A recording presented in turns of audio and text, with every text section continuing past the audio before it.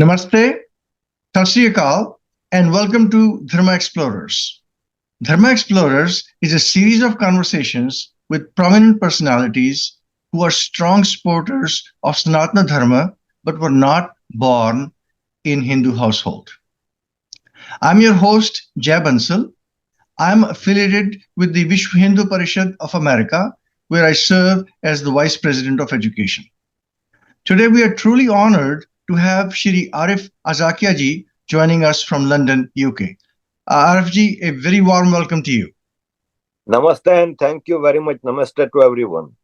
Thank you. Thank you. So, before we get going, let me give a brief introduction of Arif ji to our audience. So, Arif Aajakia is a remarkable personality representing a fusion of a diverse set of global influences. He was born in Pakistan in a Muslim family, holds French citizenship, and currently resides in the United Kingdom. His ancestral roots trace back to the state of Gujarat in Bharat. In fact, his last name is derived from his father's birthplace, the town of Azak in Gujarat. Arif ji has served as the mayor of Jamshed town, a suburb of Karachi, but perhaps his best introduction is as an activist for human rights. From the cultural and civilizational perspective, Arif ji has been a strong supporter of Sanatana Dharma. Indeed, he formally did his Ghar Vapsi to Hindu Dharma in February 2022. He has strong presence on YouTube, where he shares his personal and civilizational views with thousands of his ardent followers. One more time, Arif ji, very warm welcome to you. Thank you for taking the time to be with us.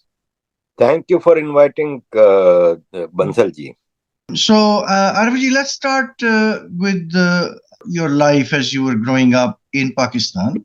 Can you share a little bit about your background during your formative years? What was the atmosphere at home and in the society and in the educational institutions? Bansal ji, I was born in a very strict Muslim family in Karachi. My parents migrated from Gujarat to Pakistan, and my father was working in Central Bank of Saudi Arabia. So at the age of 9, we moved to Saudi Arabia with my father. So basically, the education system of Pakistan is that in schools and madrasas, hatred is taught to students against Hindus, against Indians, which I was luckily aware because I never went to school and I never attended madrasas. So whatever religious education I got, it was at home. And my parents both always remembered their birthplaces because they spent their immediate childhood in my mother in Batwa and my father in Ajak, both in Gujarat. So I always found a love for the land of India, the love for the cultural bonding. I never got a hatred against Hindus. My mother used to talk about her childhood friends who were mostly Hindus. So things like that always attracted me, and I never felt hatred against India. But after all, the education system, I had an admiration of Mahmud Ghaznavi. Like most of the Pakistanis, I used to call him my hero. Later on, when I moved to Europe, and one day I was studying things about my ancestral village, and it was a shocking revelation to me that Somnath Mandir is 25 to 30 kilometers from my father's birthplace. And that was a shock to me. And I said that, Arif, what have you been doing? That your hero used to kill your own ancestral people, your women of your ancestors were raped by him, sold in Ghazni and Baghdad. All destruction done was to my people. And there, that was a turning point. And I started studying things. And then when I joined human rights work in 1994 when I was living in Belgium, and there more and more things came to me that it was not India which is villain, it is Pakistan army which is a villain, and always They manipulated things in India. They did terrorism. All the wars were initiated by Pakistan and so on. But what real change came was when somebody sent me Bhagavad Gita, and it was about, I think, 2017. And I started reading, and it's not an easy book. So I could not understand very much, but I understood about 5%.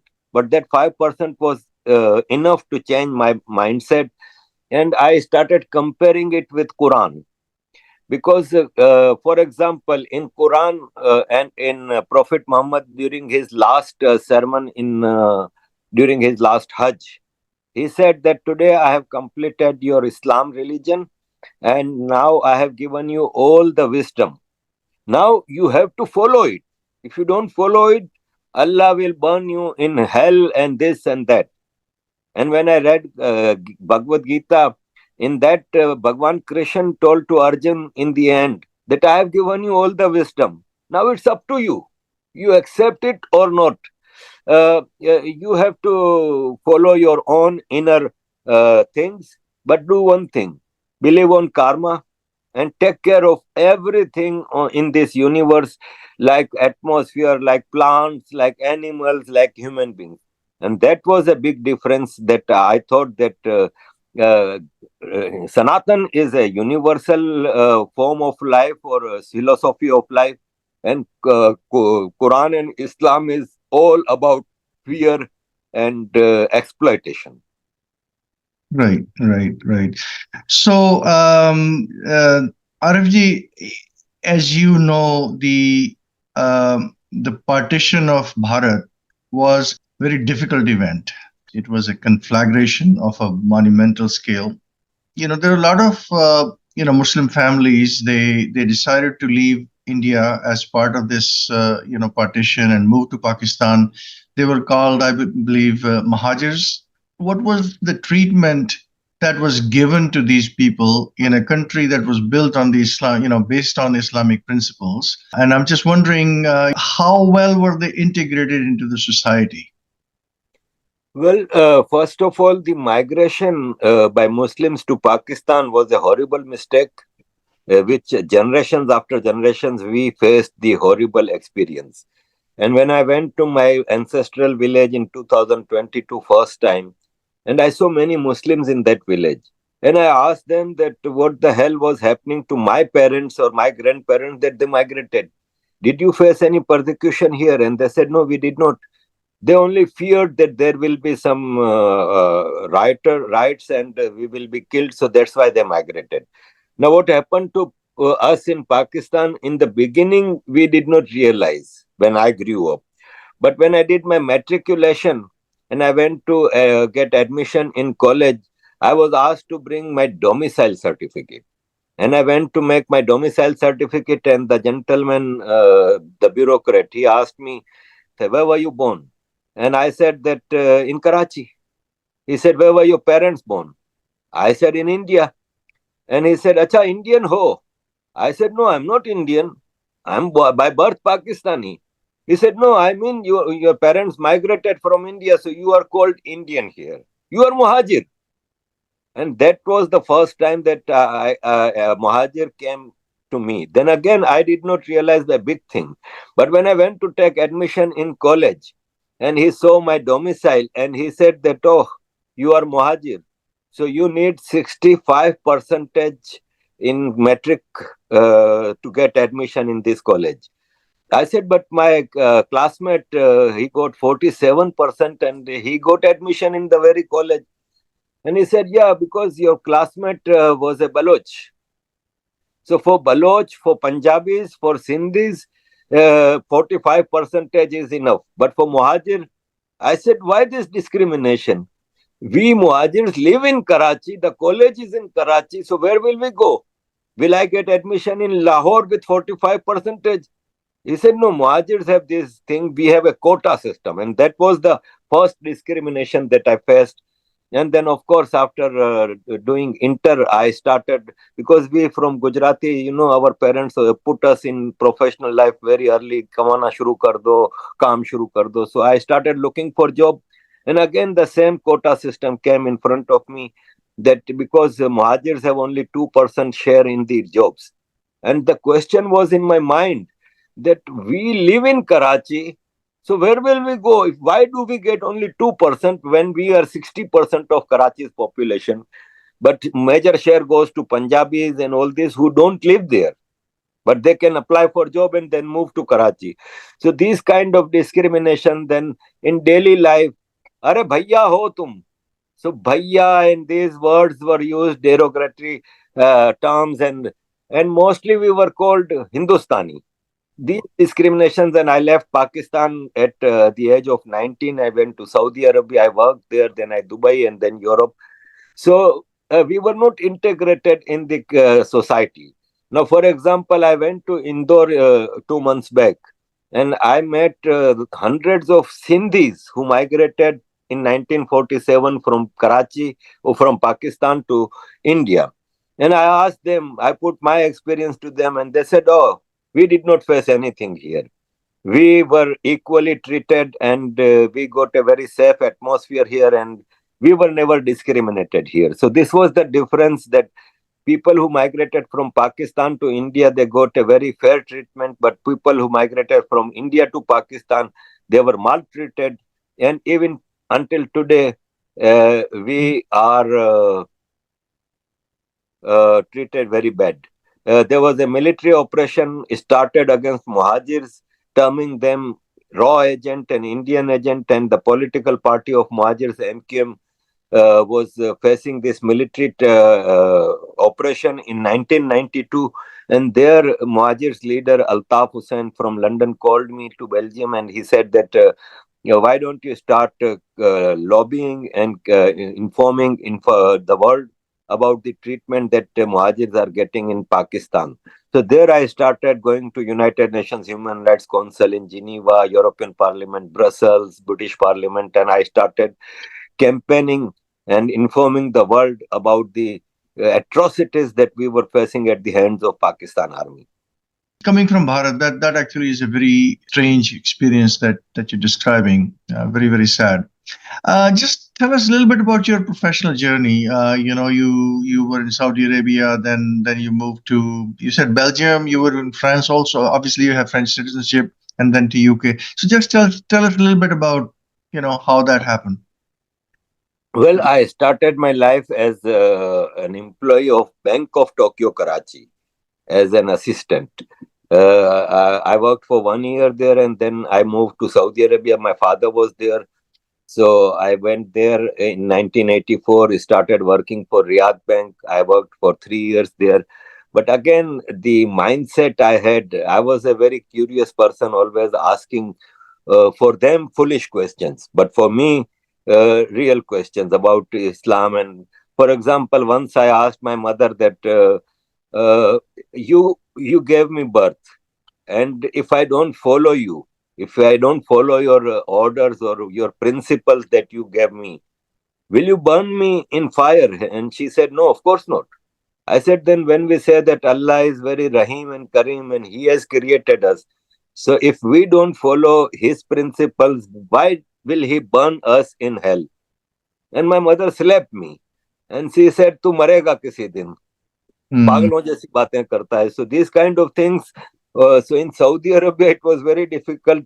Even today, it is difficult, although Saudi Arabia is changing very rapidly. But still, at that time, it was very difficult.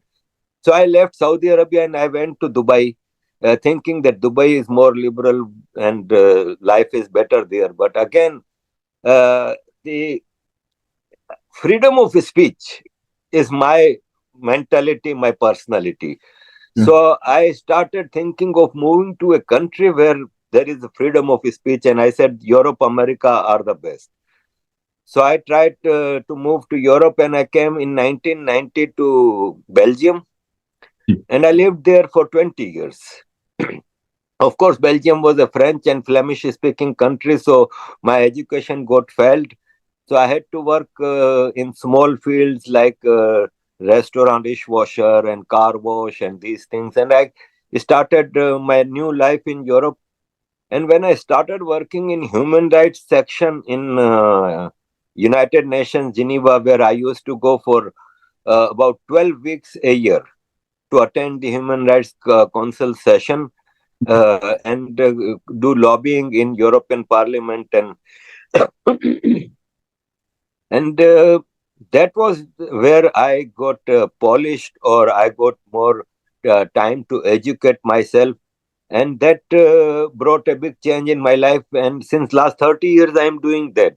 In the meantime, I moved from Belgium to Holland for a short period, where my son was born, and then I moved to France. I had a French nationality, which I had taken in Belgium in 1996 as naturalization. And then when I was in France, Musharraf government was in Pakistan, and MQM party was partner in the government. Hmm. So our human rights lobbying got slowed or very almost null. So my leader Altaf Hussain, he asked one thing in 2005, where I was also in the meeting, and he said there are municipality elections in Pakistan, in Karachi. Do you, anyone from you, want to go to Pakistan to contest elections? And I don't know why I raised my hand. I said, yeah, I want to go, because it's 15 years that I have left Pakistan, and I want to see the change there and want to do something for my people, as I have learned a lot in Europe, so want to bring change there. So he Sure. sent me to Karachi to contest elections as mayor of Jamshed town, which I won, and I had a tenure of 4 years. But again, that freedom of speech, Hmm. although we were partners of Musharraf government, but there were restrictions. And I used to speak freely among my friends and private conversations, and used to criticize army that Pakistan ki barbadi army ne ki ye wo. So I received a call from London from my leader, and he said that pagal ho gaye ho kya? Do you think that we are partner in Musharraf government and nobody will do anything to you? We will not find your dead body. So if you want to do suicide, stay there. But if you want to be safe, come back. So 4 years tenure, but I resigned after 2 years, and I came back with my wife and children to Belgium, and restarted my life here, because I could not see any change happening in Pakistan. Pakistan was a and is on self-destruction mode, and nobody can do anything, because the army there is so horrible, and the world's army gives security to their own people, but Pakistani army is killer of their own people. They killed millions of Bengalis in East Pakistan. Now Hmm. Baloch, Sindhis, Pakhtuns, Muhajirs, we all have faced military operations, and Hmm. you know what's happening in Balochistan and this. Sure. So this was my experience, and I'm still working in human rights session. This morning there was a conference in Geneva, because the human rights session is on now in Geneva. But my wife's surgery and bed rest, I could not go there. But there was a conference, and I was invited online to speak in that conference. So I'm still working in human rights. I see. I see. Thank you. Thank you. So, RFG, you are a strong advocate of dharmic tradition, Sanatan Dharma. In fact, if you allow me to say this, I would call you a Dharma warrior. You recently visited various famous mandirs in Bharat. You went to Shri Ram Mandir, I think Baba Vishwanath Mandir also in Kashi. You sing Vande Mataram. You proudly participated in Ganesh Visarjan and so many other things. Um, I think you mentioned that you were affected positively by reading Bhagavad Gita. But tell me, how did you become such a strong proponent of Hindu Dharma? And what do you see in Hindu Dharma that you did not see in the religion of your birth? Bansalji, when you go to market to buy computer, uh, every computer has a manual there to see what are the principles to run this computer and this and that. Even if you buy Panadol, there is a manual inside. Every product has a manual, and religion is also a product, and they have manual, like Islam has Quran, Christianity has Bible, and Hindu Dharma has a Gita. And this manual is closer to my heart because it speaks about humanity, it speaks about inclusive practices, it does not exclude anyone. You believe on Krishna, no problem. If you don't believe on Krishna, you believe on Ram, you believe on Shivji, these things are allowed. An atheist can be Sanatani, a Muslim can be Sanatani. Sanatan is a very broad message of life, and then the message of the manual of life is so beautiful. It speaks about even not killing an small creature, even plants. We in America, as you know, in Europe, we are speaking about biofood today. But Sanatan and Gita was speaking about biofoods about thousands of years back. We speak about climate, but Sanatan has given these teachings thousands of years. So this is the purity of this belief. Now, in the beginning when I started practicing Sanatan, I was calling myself Ram Bhakt Hmm. because I was very impressed with the life of Shri Ramji, and his life is a model life of any religious person in the world. Call it Jesus, Moses, Muhammad, anyone.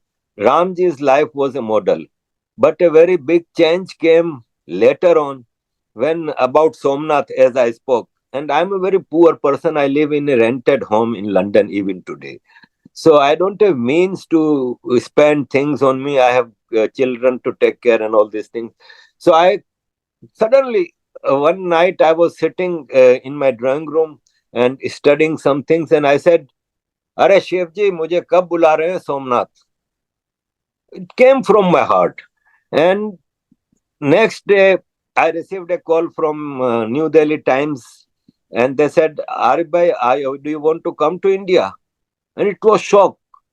I said, "Yes, sir, it is a lifetime wish to come to India." He said, "Okay, we are sending you sponsorship letter. We will give you residence in Delhi, and you can come apply for visa." And I applied for visa, and suddenly somebody called me, said that I'm giving you a ticket, airline ticket to go to India. And from India, when I announced that I'm coming, people started. I mean, Pushpendraji. Pushpendraji said that I have received a call from Gujarati Americans.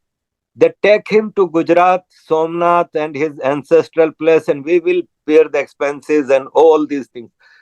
So I said, "Oh, Shivji listens. Shivji listens." And this was the thing. Now I went to Ayodhya, I went to Mathura, and I was supposed to go to Kashi Vishwanath. Ji. But on first March, I was supposed to go to Kashi Vishwanath 2022. But on the same day, Modi ji and Yogi ji were in Kashi Vishwanath. It was Shivratri, and there was elections of UP. So Right. people advised me that there will be hundreds of thousands of people there and don't go. So I said, "Shivji, ye kya?" And Shivji said that, "Beta sabar kar." So I came back to London. Now this year, last year in September, I was sitting, and a friend from Arkansas, America, he called me and he said, "Arif ji, Ram ji ka mandir is opening, and there is a udghatan. Are you not going?" I said, "Bhai, I cannot afford all these things." He said, "I will pay the ticket and let's go."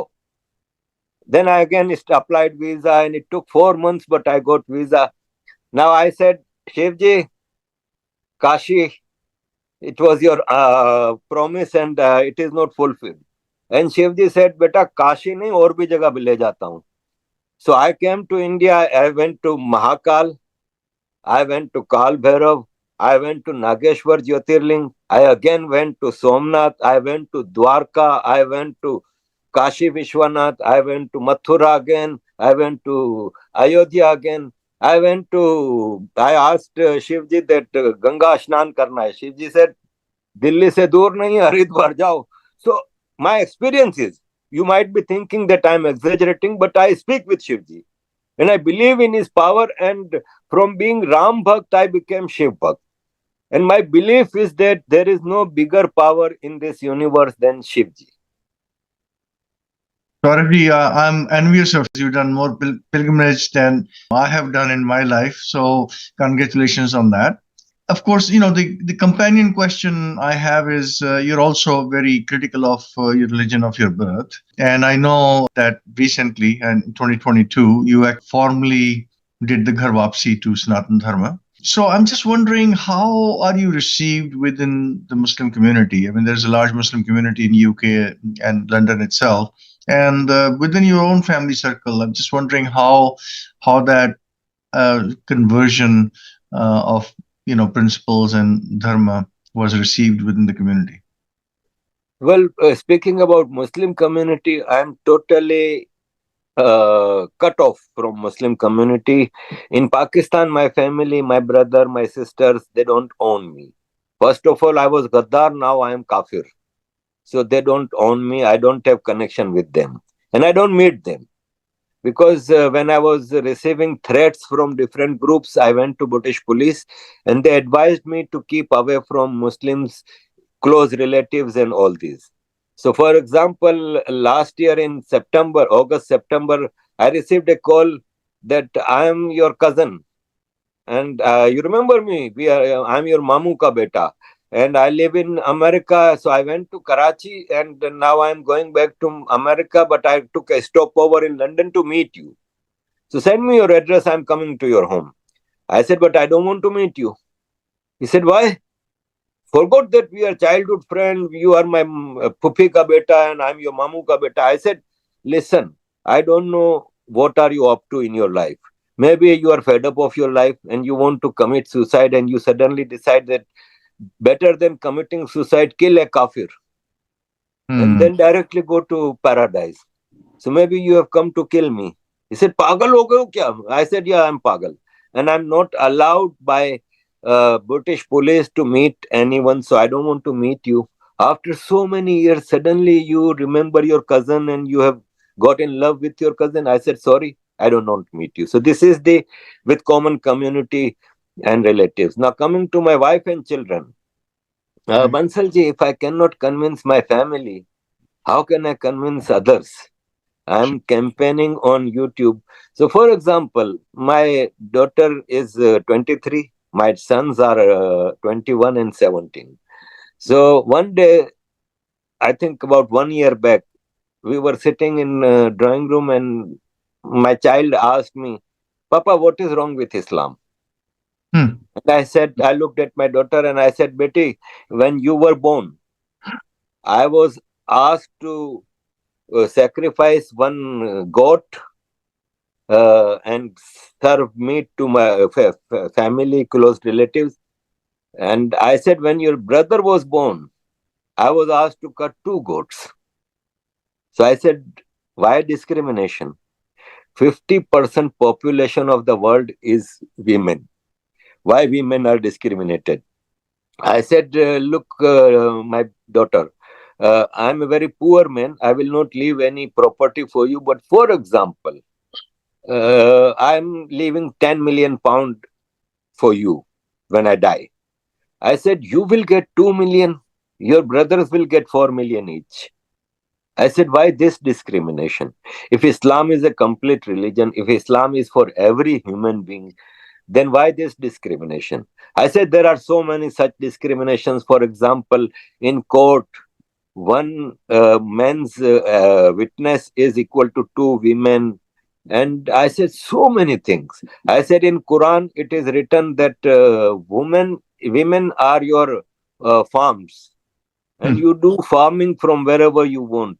I said women are an object in Islam and they are slaves to their men.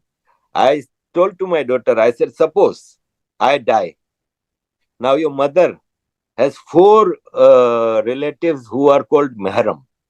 Hmm. And I said that without the permission of Mahram, she cannot step out of home. I said, her father is dead. Your mother's father is dead.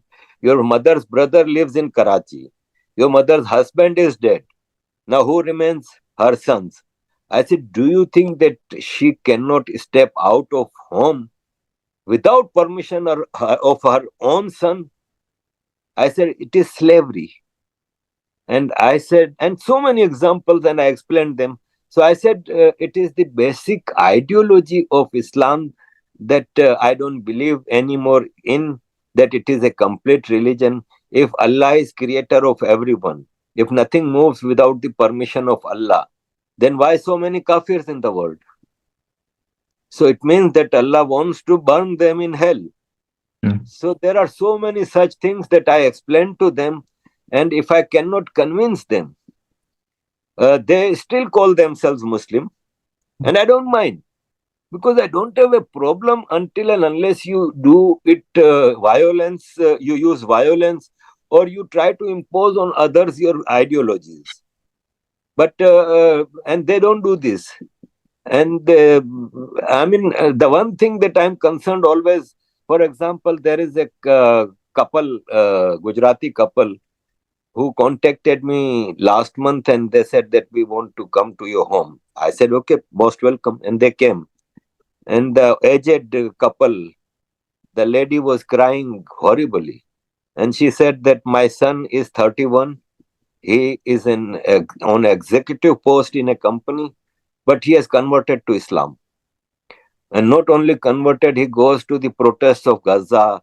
He sends his half salary to donations in Palestine, and he has stopped coming to our family events like Diwali, Holi, and he stopped touching our feet and all the sanskars. And these are things horrible. So they wanted my help to convince his son or their son to not do this and this. That is another thing. But these are the things that I always feared for my children, because it is so poisonous philosophy that they transfer, that young minds get converted easily. And I remember from my MQM political party, there was a very liberal friend in Birmingham.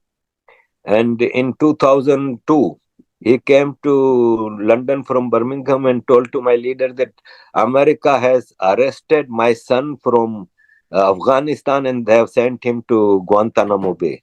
We were shocked. We said, Beg Sahab, you are so liberal person. How come? He said, Sangat. He went to bad company and he became a jihadi. So I Mm. always keep an eye on my children.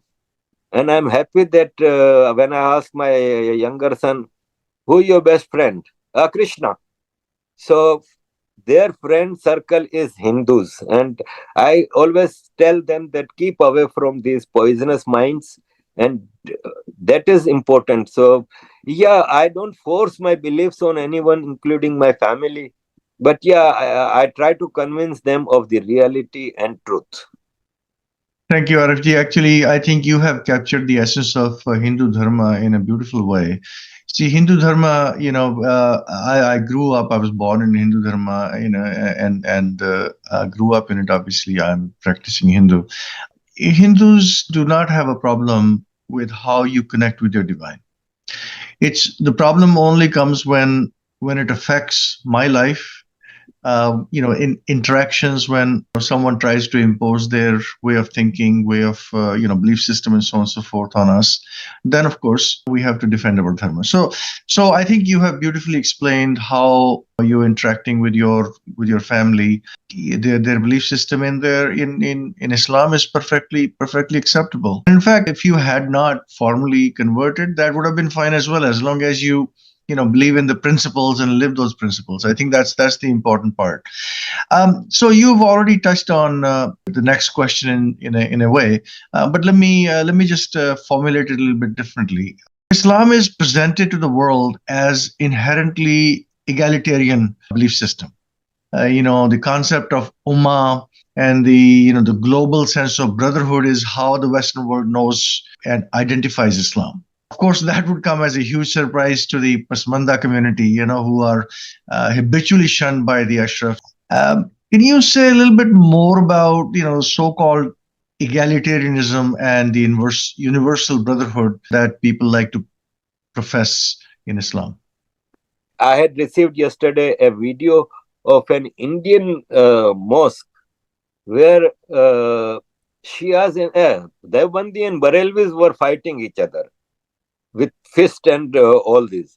in Barelvi Mosque in Pakistan, it is written that Devbandis, Ahl Hadith, Shias cannot come in this mosque. I said in Devbandis Mosque, it is written. I said then there is a term Sayyid. Sayyids are from ancestry of Prophet Muhammad, and they are termed in Islam as super race, super class. Sayyids don't marry out of Sayyids. And it is pap, it is sin to marry a Sayyid if I'm not a Sayyid, and so on. So, what kind of egalitarianism? Barelvis think that Devbandis are kafir, Shias are kafir, Aga Khanis are kafir, Ahl Hadith are kafir, and same with the other sects. No sects believe that other sect is. Even today, when Saudi Arabia is changing and reforming Islam, I have seen many Indians and Pakistanis on social media saying that Saudis have become kafir. Prophet Muhammad was a Saudi, born in Saudi Arabia. Quran was brought in Saudi Arabia. Islam got up in Saudi Arabia. And now they are kafir and you, though takeke converted, you are true Muslims. And you don't accommodate each other. Another video this morning somebody sent to me, there was a program of Barelvis on mazars and all these things. So suddenly a speaker was invited and he was speaking and he said that this is haram to believe on mazars and this and that because he was Devbandi. And suddenly all the stage got up and they took mic and started beating him. They said that kafir tum ho, hum thodi kafir, and then they started fighting. So which kind of egalitarian, especially I have explained in details about women. 50% population is women. In Sanatan, there are Devis. In my ancestral village, Ajak, there are only 200, 250 people living. And there is a Sita Ma Mandir. There are only 3 or 4 Sita Ma Mandirs in the world, and one is in my ancestral village. We worship Devis. We worship women in Sanatan. But in Islam, they are sex slaves for their men. You can have muta, you can have halala. All the rules and regulations are against women. 50% of population. So what egalitarianism we are talking about? They are divided and divided under sect, under ethnicity, under gender, and there is no egalitarianism. When they don't believe each other, now Shia, Iran is kafir Shia. Saudi Arabia is kafir Wahhabi. So Barelvis are Muslims. So there is no egalitarianism. Yes, if there is a belief where egalitarianism is, it is Sanatan. Thank you, Arifji. We are seeing some very strange things happening in recent years, things that we never expected to see. So I'll give you some examples. In Abu Dhabi, as you know, a grand mandir was recently opened. You know, that has never happened in history before. Saudi Arabia allowed a Hindu woman, Shrimati Smriti Irani, to visit one of the holiest places in Islam, Medina. And you also know, I'm sure that Chief Imam Ahmad Ilyasi participated in Shri Ram Mandir inauguration. You know, these things are unheard of, you know, even 10, 20, 30 years ago. I'm just wondering, what is happening here? Do you see this as a mere aberration, or is it something more fundamental change that is taking place within the Islamic ecosystem? You know, if we go to Arabian Gulf first, Arabian Gulf was ruled by old authoritarian extremist Muslims like King Abdulaziz, then his sons, like Sheikh Rashid Al Maktoum of Dubai, like Sheikh Zayed bin Sultan Al Nahyan of Abu Dhabi. But when their sons have taken up the things, 3 Muhammads, Muhammad of Dubai, Muhammad bin Rashid, Muhammad of Abu Dhabi, Muhammad bin Zayed, and Muhammad bin Salman of Saudi Arabia, they are well educated and they know the universal politics or economics and all these things. And they know that inclusivity is the only way. If you keep your country close to a very extremist ideology, you will not get investors, you will not get business, you will not get tourists and all these things. So they believe business. Before there was Pakistani rulers going to Saudi Arabia, Abu Dhabi, Dubai, Ya Sheikh, please help. And Ya Sheikh was giving money. Now they go there and Ya Sheikh says that no, that's enough. We have helped you a lot. We cannot do any more. And $100 billion are invested by Mohammed bin Salman in India. Promise of a $500 billion in next few years to India. So they mean business, and they know. And the second thing is that now they have studied. There is restriction of studying, questioning in Islam. In extreme form of Islam, you cannot study other religions and this and that, because then they are afraid that reality will come into their mind. Now they have studied and they found that Sanatan is a very harmless ideology, and it is pure human rights. Now, for example, Bansalji, when I went to United Nations for the first time in 1995-4, I was handed a booklet, and it was written Universal Charter of Human Rights 1951. And I studied, and I said, a very good collection of these things. But when after a few years I studied Gita, and I said, Sala, copy paste. Universal Charter of Human Rights are taken from Gita. So now, when these educated Saudi rulers are studying Hinduism, Sanatanism, they believe that it is a harmless ideology, and in fact, they were attacked and they were subjugated for thousands of years. So now they are bringing these mandirs and all these things in. Even Ramayana is being taught in Arabian countries, and these things are happening. Uh, this is not happening in Bangladesh. This is not happening in India. And this is not happening in Pakistan. About Imam Ilyasi Saab, I met him in a conference in Geneva a few years back. And he is a very modern person. He believes in equality and these things, but there are very few. There are very few, and things have to be changed, because without reforms, you cannot bring any change.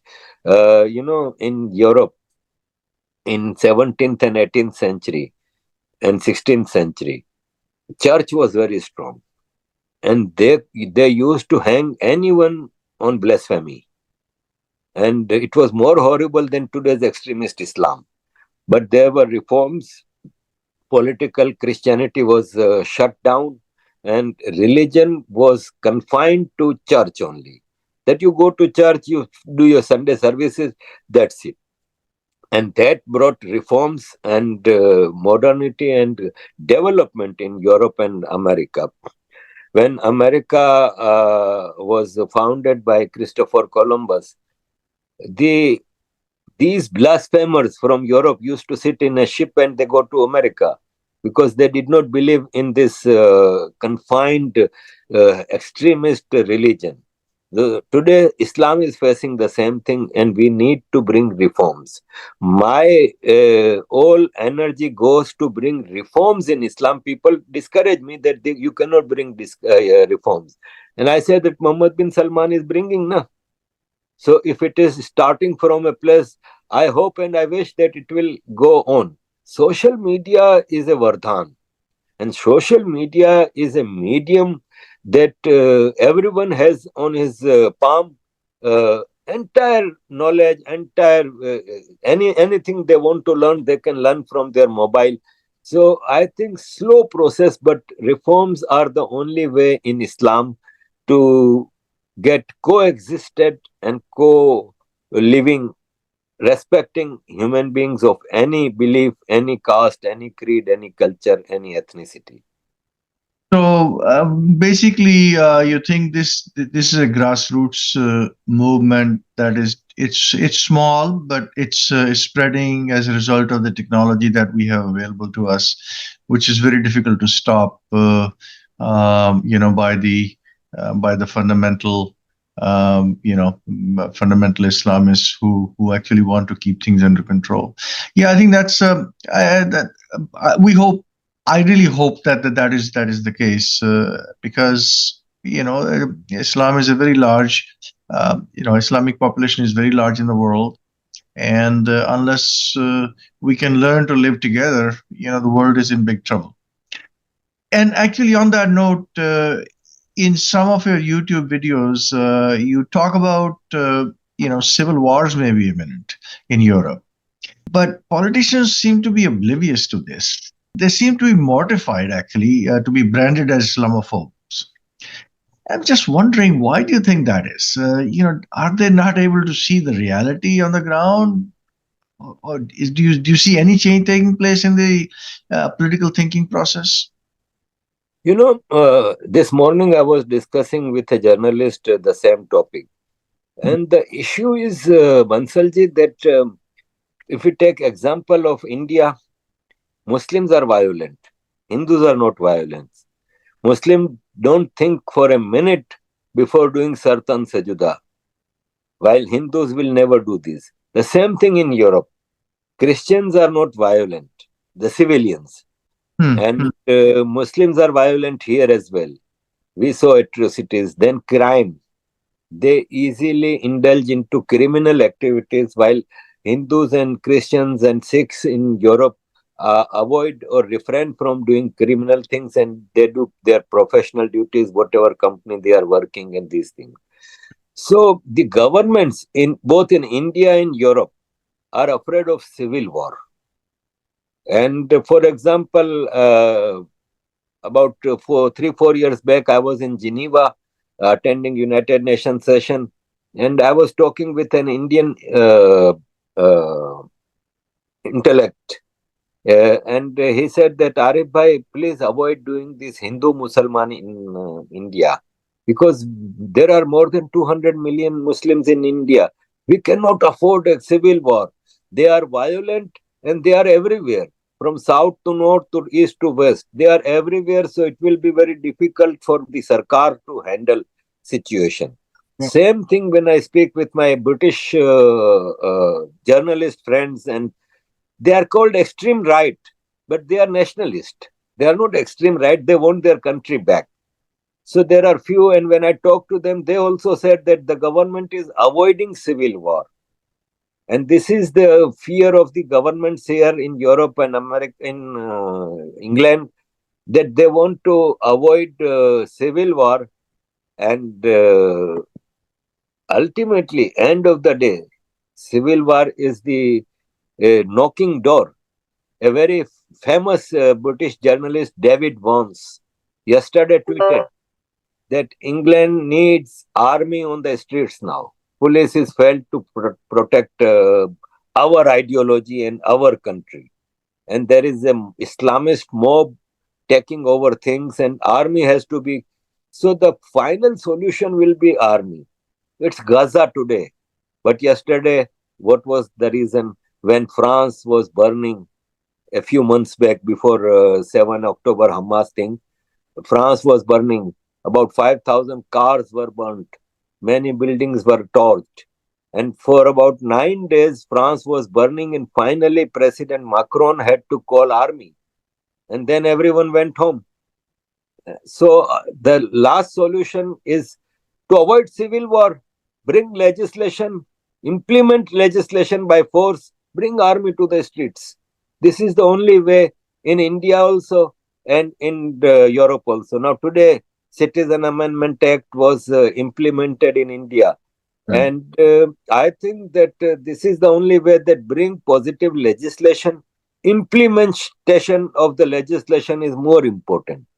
Absolutely. And then if you have to use force, use force. Yeah, so given all that is going on, we see violence right in front of our eyes. It's affecting, the social order in various societies, not only in Bharat, but as you said, in Europe, and it's probably coming to America as well. Slowly as the population builds up, and yet, you look at the media. The media seems to be either oblivious to the danger to the society or seems to have, I mean, they seem to be completely ignoring this problem. As a matter of fact, they seem to be in love with what is happening. Your thoughts on that? Why Well, media is, media, yeah. major media outlets of the world are controlled by left ecosystem. There is a left ecosystem. Now, for example, I've been hearing since many years now that many universities in America are organizing program on rise of global Hindutva extremism, Yes. and nobody was paying attention that why they are doing. But when there was anti-Semitism after 7 October, presidents of Pennsylvania Institute and Harvard University and all these were brought to United Senate, and Yes. they were asked why this anti-Semitism. But I was asking myself that when there was conferences on global Hindutva extremism, nobody bothered to pay attention. Now, when it is about Jews, you are talking about it. So, global ecosystem works, especially it is led by America. Hmm. America is comparatively safe. America is not facing what the situation is in Europe and India about Islamic extremism. I was in America last year in August, and I went to 10 different cities of America from Los Angeles, San Diego, New York, New Jersey, Arkansas, and many places. I did not find it comparing to Europe, it was comparatively in control. And the extremism in America, Islamic extremism, is quite much under control. But America is leading this global ecosystem that works, particularly the media outlets. Now, for example, if one Muslim is facing a little bit of atrocity in India, New York Times will write about it, Washington Post will write about it, BBC will do program on this. But there are, according to ABC, there are 1,000 Hindu girls converted to Islam by force in Pakistan every year. Have you heard anyone doing any program on that? There are so many atrocities going on in Pakistan. Have you heard about what is happening in Balochistan? Thousands of people are missing, tens of thousands of people. But you will read full articles on farmers' protest in India, which is actually not farmers' protest. India is so big, so there are only farmers in Punjab. There is no farmer in Tamil Nadu, Telangana, Gujarat, or Rajasthan. So this is an agenda-based system, and unluckily, United States runs it because United States has a global hegemony, and they to keep this hegemony, they do these things. Yeah, very unfortunate and very alarming. Coming back to Bharat, as you know, Bharat has been a sanctuary for people coming for help, refugees, if you like, for centuries. Have the case of Parsis, the Zoroastrians coming from Iran when they were persecuted there in the 7th, 8th century. They came to Bharat and they are well integrated into the society. Before that, you have Jews who came, at the turn of our current era. You have Baha'is who also came from Persia in the last 200 years and so. And they're all very well integrated. As a matter of fact, there was a small contingent of Polish people who came during the Second World War. They were treated like honored guests in Bharat. And yet Islam came, as you know, as an aggressor. And it seems to have never shed that habit of being an aggressor. There are people, who are 40, 50 generations removed from the initial aggressors, and they still talk about Ghazwa Hind. I'm just wondering if do they not realize that they're cutting the branch they're actually sitting on? What is happening? Where is the common sense in all this? Well, first about migration to India, there was a poet, Firag Gorakhpuri. He Yes. once said that मैं अकेला ही चला था जानिबे मंजिल मगर लोग आते गए कारवां बनता गया, बनता गया. सरजमीन हिंद पर अजल से ही फिराक काफिले आते गए, हिंदुस्तान बनता गया. So India has always been welcoming, like you said, about Parsis, about Polish, about Jews, about anyone who is coming to India. Now, talking about this ideology of Ghazwa Hind and all these things, uh, Ghazwa Hind is not an authentic hadith. It was introduced in Angrez British period because to keep divided Hindus and Muslims and all these things. If Ghazwa Hind was an authentic hadith, why Mahmud Ghaznavi 17 times came to India, never said that I have come for Ghazwa Hind? If it was an authentic hadith, why Ghori never used it, Mughals never used it? So this is a created hadith. Now, the ideology. Bansalji, suppose I am a 4-year-old child born in Pakistan or India in a Muslim family. I am a 4-year child. I was sent to madrasa. The first lesson I get that thank Allah that you are born in Muslim family, because you are the only correct person on this earth. All others are fake narratives. All other are false religions and these things. Now, second thing, it is taught that don't be friend with non-Muslims. Don't do dealings with non-Muslims. Don't go near to non-Muslims except their girls. Their girls are halal for you, but your girls cannot go near to their men. Now, finally, they are taught that Allah has given you this responsibility to correct the others, to bring them to Islam by force or by words. But you have to bring them to Islam. So division is created there. Violence or aggression is brought into their mind from the age of 4. Now, even after that, if you become an engineer like Burhanuddin Wani or Osama bin Laden, you become a jihadi, because the base, for example, Empire State Building is standing there for almost 100 years because the base. So everything depends on base. So if a child's mind is based on violence, aggression, hatred towards other people, and this ideology, then what do you expect? For example, in London, when I go to market, in the afternoon, I see young boys in Arabic dress with their bag behind, young girls in hijab, 5 years, 8 years, 6 years, 7 years old, and with their bag going to madrasa.